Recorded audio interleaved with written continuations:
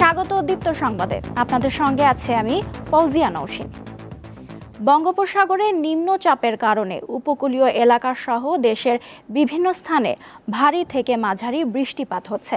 টানা প্রবল বর্ষণের কারণে কক্সবাজারের অনেক নিচু এলাকা তলিয়ে গেছে, ডুবে গেছে ঘরবাড়ি ও রাস্তাঘাট, আটকা পড়েছেন অনেক পর্যটক।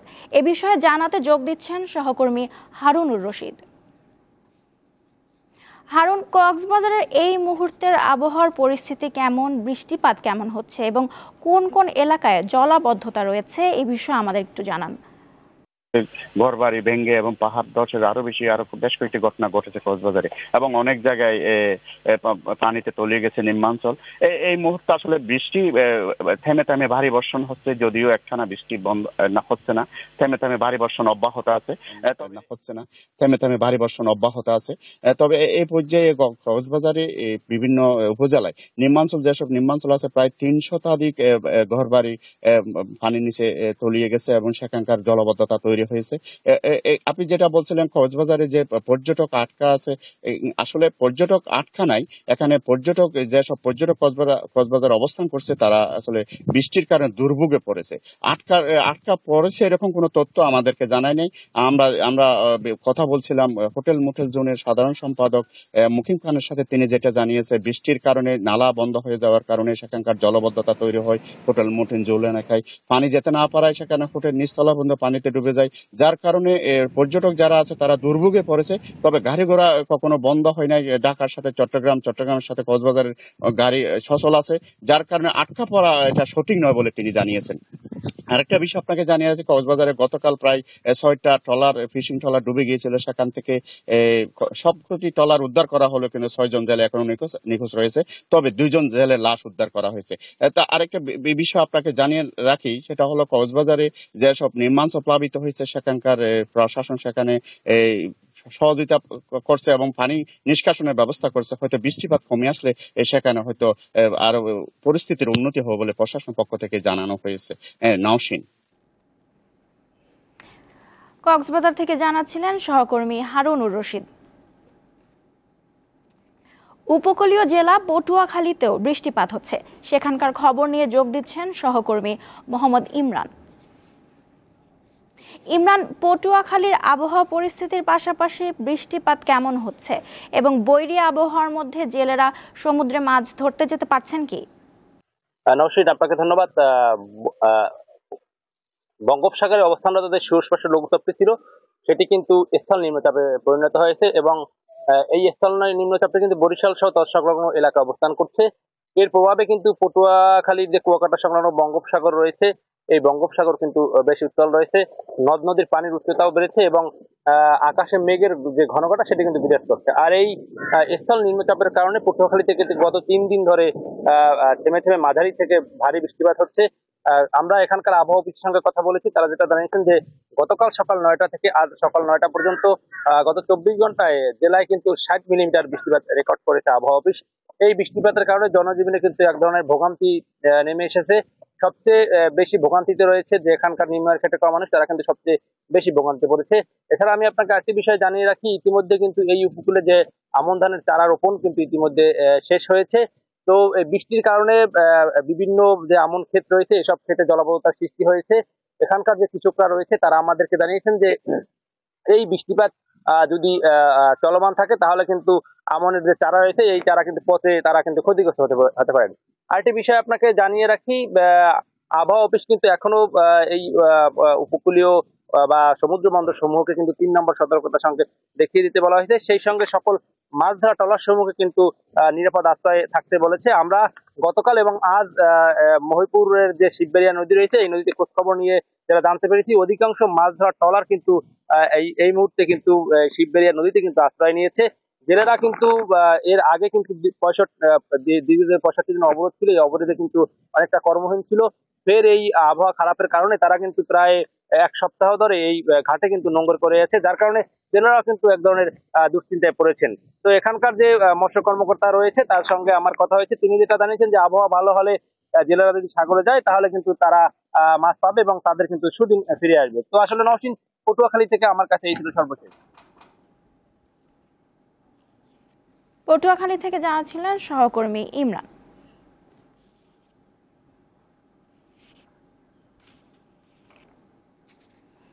আবহাওয়ার খবর জানাতে এবার বরগুনা থেকে যুক্ত হচ্ছেন সহকর্মী শাহ আলী। শাহ, বরগুনায় বৃষ্টিপাত কেমন হচ্ছে এবং জনজীবনে এর প্রভাব কতটা পড়েছে? নওরিন, আপনি যেটা জানতে চাচ্ছিলেন, আসলে এই যে সক্রিয় বায়ু প্রবাহের কারণে যে বরগুনায় দুদিন যাবৎ বৃষ্টিপাত হচ্ছে এবং ভারী বৃষ্টি হচ্ছে, এই লাগাতার বৃষ্টিতে জনজীবন কিন্তু চরম ভোগান্তিতে পড়েছে। আমরা গতকাল থেকে দেখেছি যে পরিমাণ অটোরিকশা এবং রিক্সা থাকার কথা বরগুনা শহরে, সেটা কিন্তু আসলে দেখা যায়নি, সেটা কিন্তু আমরা লক্ষ্য করেছি। এছাড়া দেখেছি নিত্য প্রয়োজনীয় দোকান ছাড়া অন্য কোনো দোকানপাট খোলা যায়নি। বিশেষ করে এই বৃষ্টির কারণে উপকূলীয় জেলায় যে মাছ ধরা ট্রলারগুলো, আপনারা জানেন যে প্রায় 40,000 মৎস্যজীবী রয়েছেন এই বরগুনায়। তারা অনেকেই 3 নম্বর সংকেত দেওয়ার পরে তারা কিন্তু কিনারায় চলে আসছেন এবং এই মুহূর্তে আসলে মাছ ধরার একদম মৌসুম, সেই মাছ কিন্তু আসলে ধরতে পারছেন না। এতে আসলে মাছের দামও কিন্তু বৃদ্ধি পাচ্ছেন। একদিকে যেরকম যারা খেটে খাওয়া মানুষগুলো তারা বাইরে বের হতে পারছেন না এবং তারা তাদের পরিবার পরিজন নিয়ে কিন্তু যে বিপাকে পড়েছে সেটা কিন্তু দেখেছি। বিশেষ করে যে আমাদের যে এখানে যে পায়রা নদী এবং বিষখালী নদীর পাড়ে যে বেড়িবাঁধগুলো রয়েছেন, সেখানে বেড়িবাঁধে ইতিমধ্যে কিন্তু পানি টইটুম্বুর হয়ে গেছে। অনেক জায়গায় পানি প্রবেশ করেছে, যারা গতকালকে দেখেছি রান্নাবান্নাও করতে পারেনি। পানিতে খাল, বিল এবং পুকুর কিন্তু তলিয়ে গিয়েছেন এবং এখানে যারা এই কৃষক রয়েছেন, এখন কিন্তু ধান কাটার সময় এবং সেই ধান কাটার সময় কিন্তু কৃষকরা ধান কাটতে পারছেন না, ধান কিন্তু পানির মধ্যে নিমজ্জিত হয়েছে। এতটাই বৃষ্টি, যে বৃষ্টি মুষলধারে বৃষ্টি হয়েছে, এই সিজনে এতটা বৃষ্টি আসলে এই উপকূলীয় মানুষ কখনোই দেখেন নাই। যে গতকাল থেকে রাতভর বৃষ্টি হয়েছে, যে বৃষ্টিতে অতিষ্ঠ হয়ে গিয়েছেন সাধারণ মানুষ এবং খেটে খাওয়া মানুষগুলো আমরা দেখেছি। এবং শহরে বিভিন্ন জায়গায় বিভিন্ন পানি প্রবেশ করেছে ড্রেন থেকে এবং সেই পানি প্রবেশ করেও কিন্তু অনেকে তারা কিন্তু পানির মধ্যেও নিমজ্জিত রয়েছেন আমরা দেখেছি। এবং এই পানির কারণে যারা অনেকে বীজপালা করেছেন, সেই বীজপালাও কিন্তু বিনষ্ট হয়ে গিয়েছেন, আমরা সেটাও কিন্তু খোঁজ নিয়ে দেখেছি। এবং এখানে পানি উন্নয়ন বোর্ড থেকে আমরা যেটা জানতে পেরেছি, গতকাল রাত 9টা থেকে আজ সকাল 9টা পর্যন্ত এখানে প্রায় 80 ডিগ্রি কিন্তু সেলসিয়াস কিন্তু পানি বৃষ্টিপাত রেকর্ড করা হয়েছে। বরগুনা থেকে এই ছিল আমার কাছে বৃষ্টির সর্বশেষ তথ্য। বরগুনা থেকে জানাচ্ছিলেন সহকর্মী শাহ আলী। যুক্তরাষ্ট্রের উচ্চ পর্যায়ের 5 সদস্যের প্রতিনিধি দল কিছুক্ষণ আগে ঢাকায় পৌঁছেছে। যুক্তরাষ্ট্রের রাজস্ব ও অর্থ দপ্তরের আন্তর্জাতিক অর্থায়ন বিষয়ক সহকারী আন্ডার সেক্রেটারি ব্রেন্ট নেইম্যানের নেতৃত্ব দিচ্ছেন। আন্তর্জাতিক সম্পর্ক বিশ্লেষক ও কূটনীতিকদের ধারণা, রাজনৈতিক পট পরিবর্তনের পর ঢাকার সঙ্গে সম্পর্ক জোরদারে যুক্তরাষ্ট্র অর্থনৈতিক সহযোগিতার মতো বিষয়ে গুরুত্ব দিচ্ছে। অন্তর্বর্তী সরকার দায়িত্ব নেওয়ার পর এটাই কোনো বিদেশি রাষ্ট্রের প্রতিনিধি দলের প্রথম ঢাকা সফর। গোপালগঞ্জে স্বেচ্ছাসেবক দলের সভাপতি SM জিলানির গাড়ি বহরে হামলার ঘটনায় একজন নিহত হয়েছে। তার নাম শওকত আলী দিদার। তিনি সংগঠনটির কেন্দ্রীয় কমিটির ক্রীড়া সম্পাদক। এতে সাংবাদিক সহ অন্তত 50 জন আহত হয়েছে। তাদের মধ্যে কয়েকজনের অবস্থা গুরুতর। ভাঙচুর করা হয় 10টি গাড়ি। গতকাল বিকেল 5টার দিকে গোপালগঞ্জ সদর উপজেলা ঘোনাপাড়া মোড়ে এ হামলা ভাঙচুরের ঘটনা ঘটে। আওয়ামী লীগের নেতাকর্মীরা এই হামলা চালিয়েছে বলে অভিযোগ করেছে বিএনপি।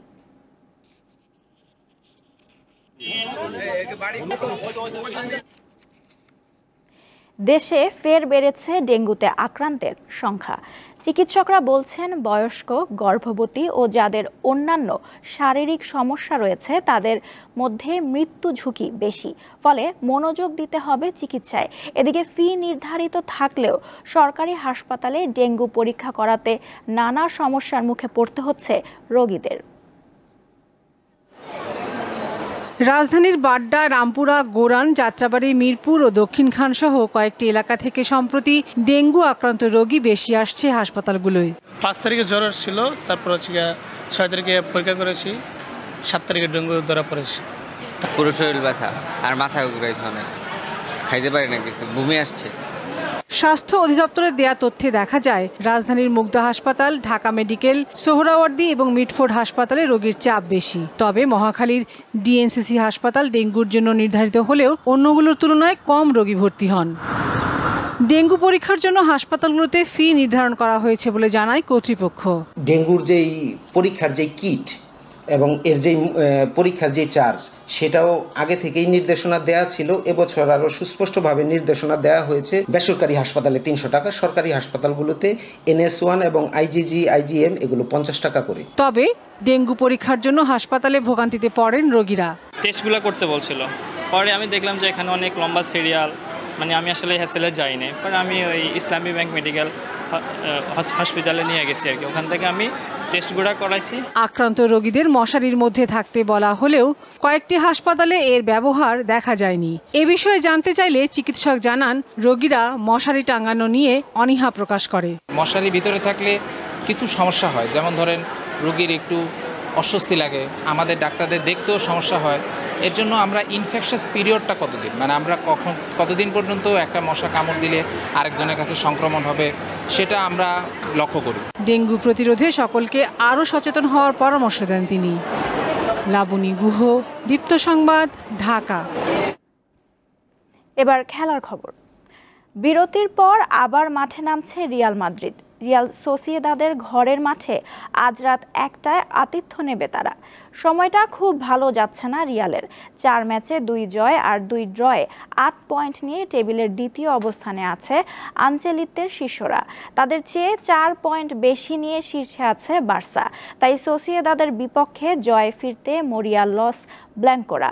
সবশেষ 5 দেখায় 4 জয়ের বিপরীতে 1 হার আছে রিয়ালের।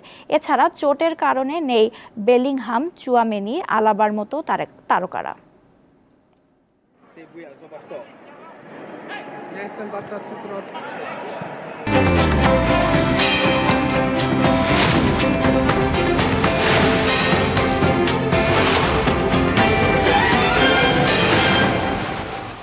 এবারে জানাবো এক নজরে দৈনিক পত্রিকার শিরোনামগুলো। আমার হাতে প্রথমেই আছে দৈনিক প্রথম আলো। তাদের প্রধান শিরোনাম, বদলি পদোন্নতি নিয়েই ব্যস্ত পুলিশ কর্মকর্তারা। বঞ্চিত দাবি করে সুবিধাবাদীরাও পদোন্নতি পাচ্ছেন, উপেক্ষিত পেশাদার কর্মকর্তারাও। এছাড়াও ভারী বর্ষণে ডুবল কক্সবাজার, নিহত 7, 25,000 পর্যটক আটকা, পাহাড় নিধন, সড়কের নালা নর্দমা ভরার জলাবদ্ধতার প্রধান কারণ। এরপরে আমার হাতে আছে দৈনিক যুগান্তর। পিতা পুত্রের টাকা পাচার তদন্তে বাংলাদেশ ব্যাংক ও সিআইডি। এছাড়াও আরও একটি শিরোনাম, হদিস নেই পুলিশের বিতর্কিত কর্তাদের, সারা দেশে পুলিশের প্রায় 800 সদস্য পলাতক।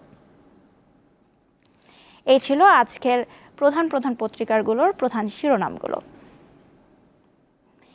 এই ছিল এখনকার মতো। আমাদের পরবর্তী আয়োজন বেলা 12টায় দেখার আমন্ত্রণ রইল। এছাড়াও দেশ বিদেশের নানা তথ্য জানতে চোখ রাখুন দীপ্ত টিভির ডিজিটাল প্ল্যাটফর্মগুলোতে। ধন্যবাদ।